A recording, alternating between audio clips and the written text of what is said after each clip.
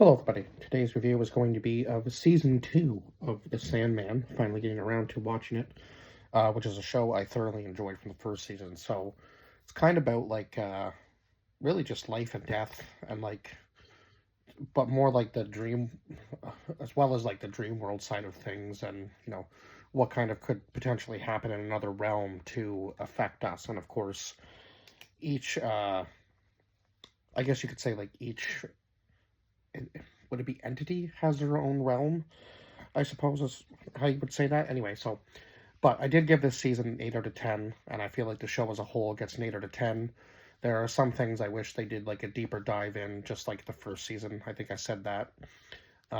Again, with this season too, there were some things that I wish they had touched on a little bit more, maybe explained. And man, I'd be pumped for a third season of the show, but I just don't think it's going to happen now. That just the way it ended, it feels like they kind of closed the doors on the show, which is unfortunate because it would have been cool to get another season in a couple of years. But I think it ended well. Like it ended well enough and kind of gave us like an extra episode as like a special thing at the very end to kind of just tie it all together nicely. So I'm not really sure where another season would have went, but yeah, it would be interesting to see.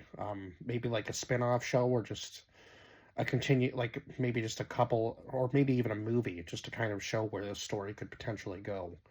Would be kind of neat. I think maybe a movie would be the right thing. But I think it would have to be a long movie, like probably a 3-hour runtime, just to kind of show where the story is going to go after everything that takes place in the second season.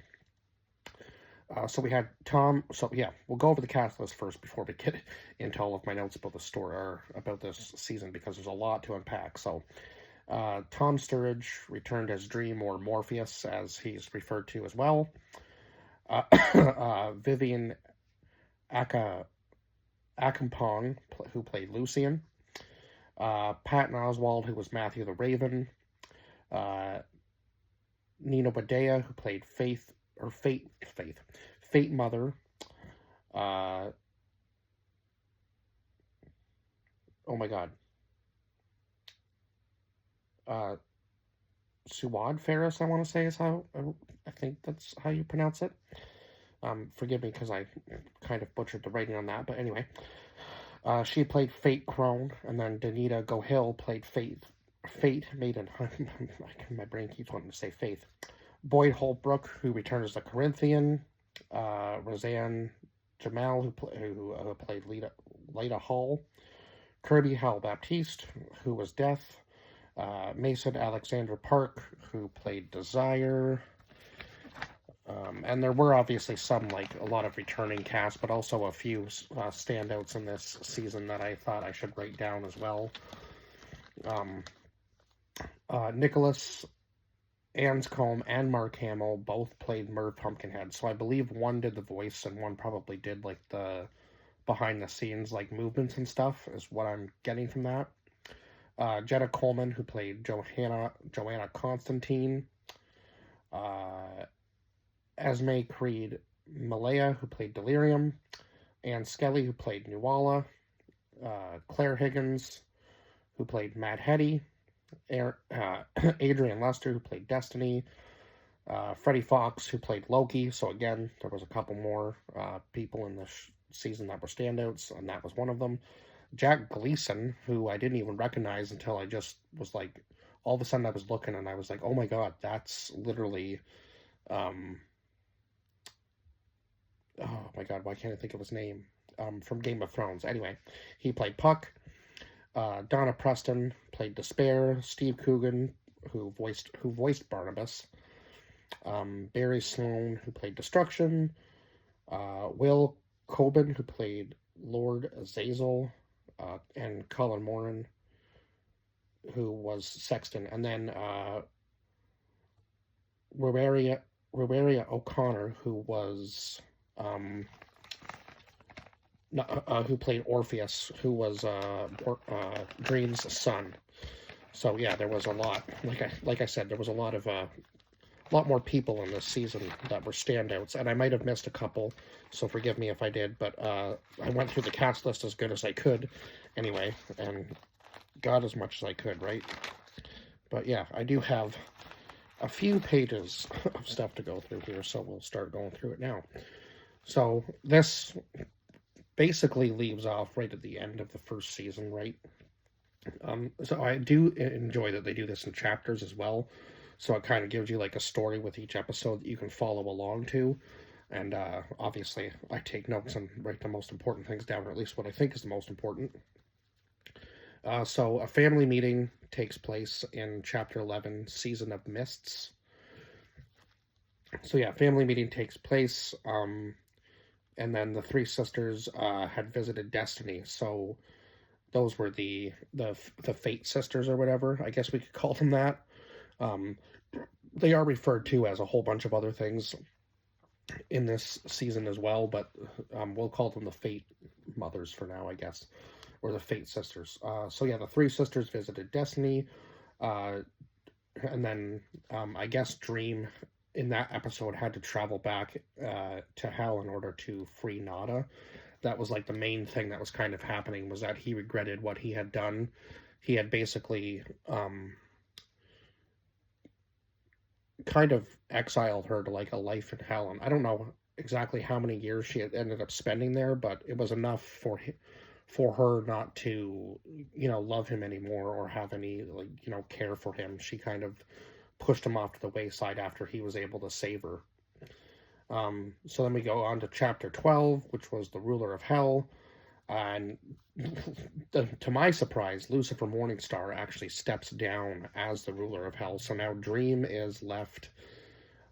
Dream has basically become the ruler of hell. So he's kind of in like a limbo, because now he has to pick a new ruler. And so he has to hold this huge banquet and invite everybody from all realms. And of course, everybody kind of makes their case as to why they think they should be the new ruler. And of course, it basically comes down to Lord Azazel blackmailing Dream with the promise of Nada for the key of hell, because he's been holding her captive, I guess, and he believes that the demons have the right to hell, obviously, because that was like Lucifer had left them behind, kind of defend for themselves, right? And they had their, obviously, because they were born there, he believed that it was their right to the ownership of hell, which, I mean, makes sense, but he went about it the wrong way for sure. So eventually Dream just ends up picking picking the angels, actually, to take over hell. And then of course Dream is able to actually capture Lord Azazel, and that was actually in the next episode though. So so yeah, Lord Azazel blackmailed him, and then eventually obviously Dream picks his next owner of hell himself, but it wasn't what was expected, that's for sure. But that was in chapter 3, More Devils Than Vast Hell Can Hold. And yeah, chapter 12 was called The Ruler of Hell. So, and then chapter 13 was More Devils Than Vast Hell Can Hold. And we actually start out on the 23rd of June in 1593 in the Sussex Downs in England, where Dream ends up mending the problems between the people of Fairy and the humans with a play from Shakespeare. So again, that was kind of one of those things that I wish they touched on more, because they didn't really exactly explain, or at least to my knowledge, they didn't explain it very well as to what was causing the rift between the people from Fairy and the humans. But I guess whatever play he had put on with the help of Shakespeare had kind of made the people of Fairy realize that they were the ones who had caused the issue in the first place anyway. So I think Nuala kind of explains it a little bit when she's talking to Dream, but I might have missed the point that she was trying to make before they went into that story. But anyway. So then, yeah, Dream chooses the angels Rimal and Duma to have the key to hell. And then, of course, Lord Azazel goes on his little spout there, and ends up being captured by Dream, because in Dream's own realm, he has the most power, obviously, right? And Lord Azazel might think he has a lot of power, and I'm not saying he wasn't necessarily powerful, but again, when you're not in your own realm, you kind of have to be careful about what you do and what you don't do, right? So then Dream comes to find out that Nuala, yeah, is being left as a gift to him, and so she will be staying in his realm, and he welcomes her with basically open arms, and says, like, I guess it wasn't really a choice, so he kind of had to, right? Which is unfortunate because I think that Dream doesn't really want to. Like, he wants people to have free will, but he also is able to punish people based on their actions at his own will, too, right? So it's kind of like a weird limbo thing with him where he wants to be good, but he also has his duties that he has to follow. So he changes a little bit throughout the second season, but also he kind of stays, he still is very much trying to stay within the lines of what he believes is his duty to his own realm, and I guess the rest of the world too, right? So then we go into chapter 14, Brief Lives. So Queen Nada, this is when she has decided to, kind of leave Dream behind, and she is left for the waking world. And then, of course, Delirium, who, after the family meeting, their brother Destruction is the only one that's never there. He's left a long time ago to leave his realm behind and just let things happen however they will, right? Kind of let fate decide instead of him making all the decisions. So Delirium wants to go find him, and then everyone on Delirium's list starts dying when they begin the search for their brother. And of course, Destruction doesn't want to be found, so that's why he's slowly killing the people that can help them find him. And then Destruction was the one who left, and now it seems Delirium has left as well. And I think that was, yeah, but he does explain why he left, I do believe. And that might be in chapter 15. And I think that was after he had gone to the stars, if I'm not mistaken. So he like leaves, and then he's left, right? But he had left again, I guess. And he, of course, his reasoning for leaving was love for humanity, basically. So chapter 15, the Song of Orpheus. And then, of course, we go way back in time again to 1675 at the Arundel House in London, England. Yeah, again, Dream's brother had left because of the way humanity was headed, so he didn't want to see like the destruction that was happening being caused by him. He just couldn't bear it because of his love for humanity, was the reasoning he gave. So, of course, Dream goes to Delirium's realm to make things right after all of that had taken place. I guess it was because Dream didn't want to have any. He didn't really want to find his brother, right? He was more there to find Nada was the thing. Of course, that obviously caused Delirium to have issues with him, right? Because, yeah, he was there for his own reason and not really there to help her. So he was kind of there for his own selfish reasons, right? So yeah, Dream then goes to Delirium's realm to make things right. And then we go to Greece in 1700 BC, where we discover Orpheus, who is Dream's son. And I believe that Orpheus ended up being hidden, right, because he could be used as a, what was the word they used?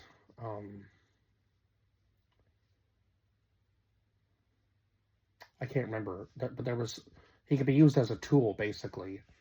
So yeah, they had to hide him, and of course, he had lost his wife and had basically given up. He'd already given up his life, like, for immortality, and then has to go into the underworld where Hades is and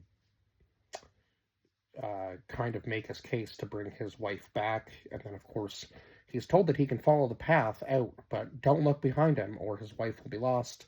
And as soon as he hears the footsteps, he looks behind him. And I was like, dude, what? Like, why? You were so close.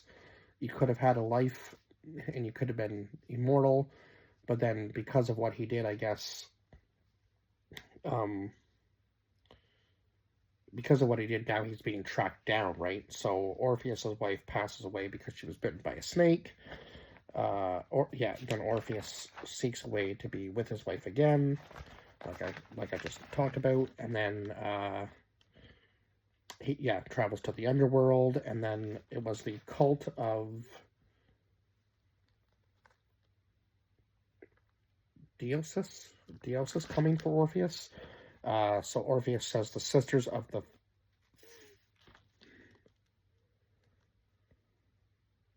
Frenzy? Yeah, the sisters of the Frenzy are the only hope to be with his wife again. So basically, he says that if he is killed and thrown into the underworld, I guess he can be with his wife no matter what. But of course, they don't do that. They behead him and throw only his head back into back into his own world, or like his another exile sort of thing. It was, yeah, see, that's where I wish they kind of had explained exactly what had happened there, because it seemed like they had beheaded him and then thrown him back into the underworld, but then Dream is able to come visit him again and says that he'll never see him again. And then his head is transported to like this island off the coast of Greece, and it's protected there for centuries, obviously, because he can be used as a tool, right? So nobody is supposed to be able to find him. So yeah, kind of one of those things that I wish they had maybe went into more depth about. But then we get into chapter 16, which is Family Blood. We go back to Witch Cross in England on June 28th of 1794, where Dream asks Constantine to retrieve something from him that has been stolen, and of course it is his son's head. So Constantine returns Orpheus's head to the island near Greece, and then of course Dream and Orpheus reunite. This was many years later, obviously, and then Dream and Delirium find destruction thanks to his son, and I guess, yeah, with a little bit of help, obviously. They didn't realize that he was, so close to Orpheus, but that makes sense because Dream says, that was the one place that he would think Dream would never go, right? Was to find his son, obviously, after he said he'd never see him again, sort of thing. So Destruction refuses to come back again, and leaves yet again to go travel the stars, right? Like I said before. Dream grants his son's wish for death. And then, of course, we get to chapter 17, which is Time and Night. Dream asks to continue his life after spilling family blood, because I guess if you spill family blood in any of the realms, or at least in his realm, that you have to pay the price, right? So of course, Dream is trying to find any way to kind of bribe the sisters, and that's not going to work. They still want Dream as, like, I guess his only way out is for him to sacrifice himself, essentially, is what they're trying to say. So Dream obviously had made this deal with Loki earlier on after the dinner. Sorry, my phone did something weird there. But I'm still recording, so that's good. So Dream did something. Dream made a deal with Loki after the whole banquet thing. And then, of course, he goes to Loki now at this point in time. And Loki and Puck are actually working together. And they are disguised as Pope and the Cardinal. And they're allowing, I guess, women into the... what was it? I think they were allowing women to join the convent. Is that the right word? Forgive me, I might be mistaken on that, but they were allowing women to join anyway. And of course the news lady was like, I'm not reporting on this is fake. Like, who wrote this? So Loki and Puck come up with a plan to set the kindly ones on Dream. And of course Loki's trying to find a way out of his, like, obligation to Dream, right, as well. So And at this point, Dream is already selecting his next, like his predecessor, I guess, or his next in line for who is going to take over after he has died. And he selects Daniel Hall, who was the only child ever to be born in the Dreaming. So Dream seeks out his father's help, but his father was obviously no help, and then he seeks out his mother's help as well, but his mother just offers for him to stay in her realm and kind of build his own, kind of build upon her realm in any way he wants to, I guess, essentially, but of course he doesn't want to do that. He wants to have his own realm and kind of his own freedom. Like, he doesn't want to be stuck in somebody else's realm, and I think he kind of would feel like he was lacking a little bit of control if he was staying in somebody else's realm, which is understandable because he's had so much power in his own realm and he lacks power in another realm, and he's putting his own realm at danger, even being outside of his own realm anyway at this point, because he knows the consequences that could happen every time he steps out of his own realm. So Lady Nuala is then asked to return home, and of course Dream complies with that and says it's probably safer for her anyway to go home, which leads us into chapter 18, Fuel for the Fire. So Dream visits Constantine to help him find Daniel because Daniel's gone missing, and of course he needs Daniel in order to take over the dreaming world. So Dream finally frees Alex Burgess from his eternal slumber, which I thought was pretty neat because that was one of the things that was definitely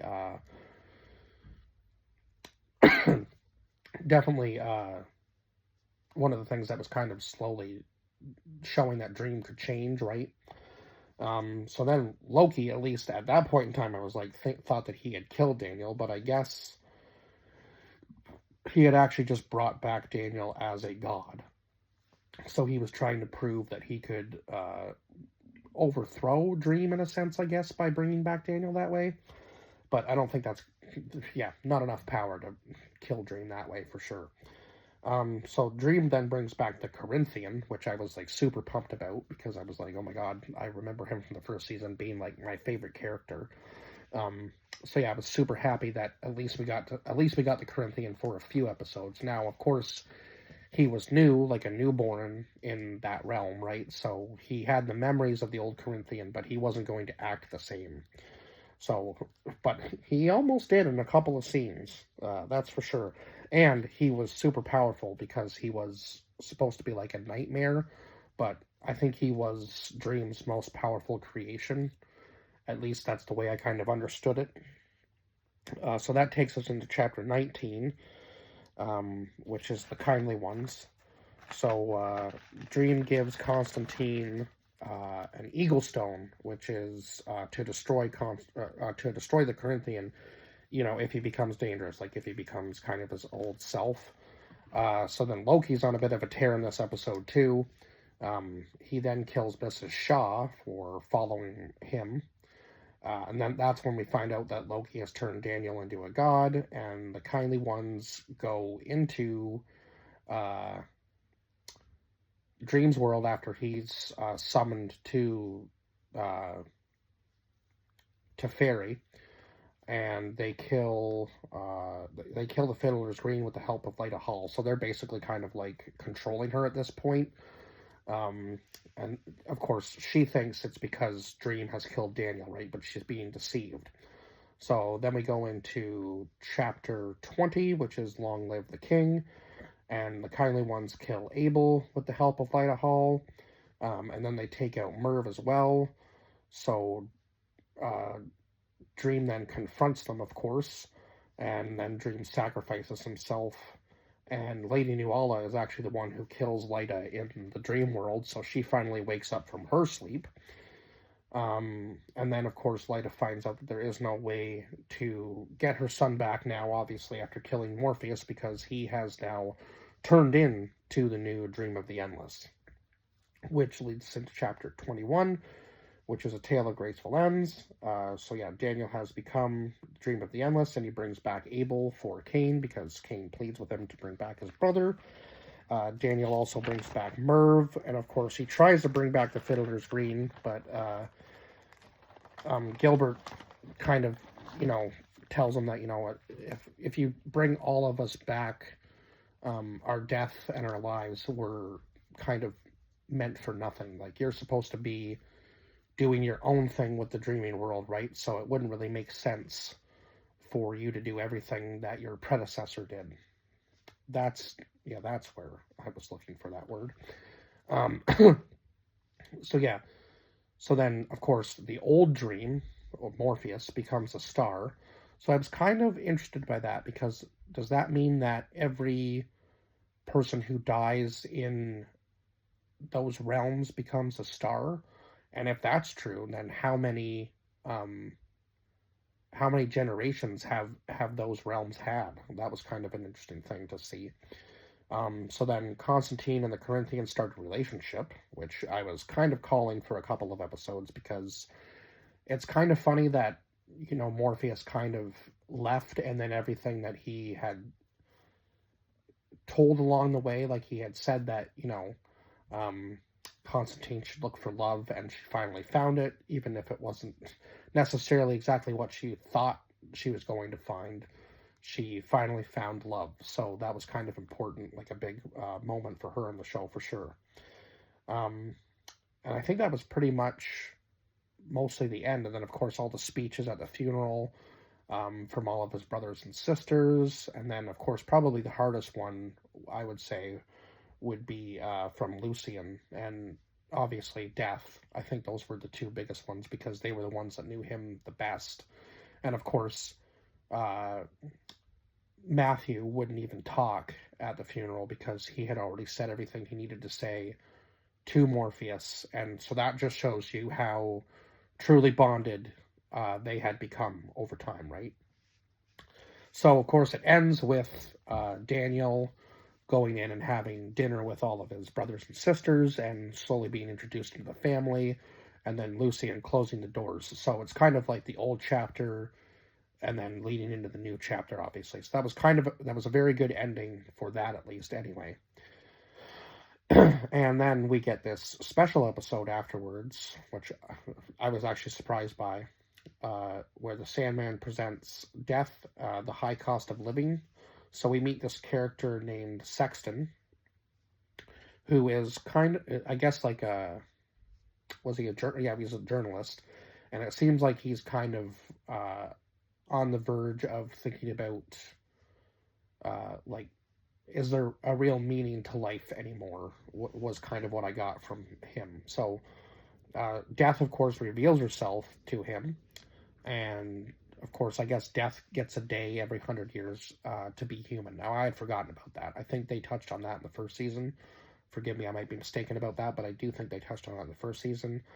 And then, of course, Mad Hetty kind of puts her on this mission to find her soul, because I guess she had hidden it from Death in order to obviously escape Death, which makes sense, because if you have no soul to take, you're pretty much free to do whatever you want, and Death can't ever come for you.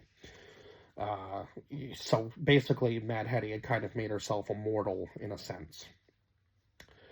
So then we meet this character Theo, who's this owner of this nightclub, and it seems he has summoned Death back, or summoned Death to bring his girlfriend back, because he was being accused potentially of killing her, from what I gathered.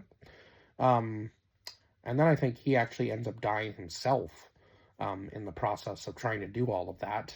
And of course, Death says, you know, I'm not going to come for you today because today's my day off.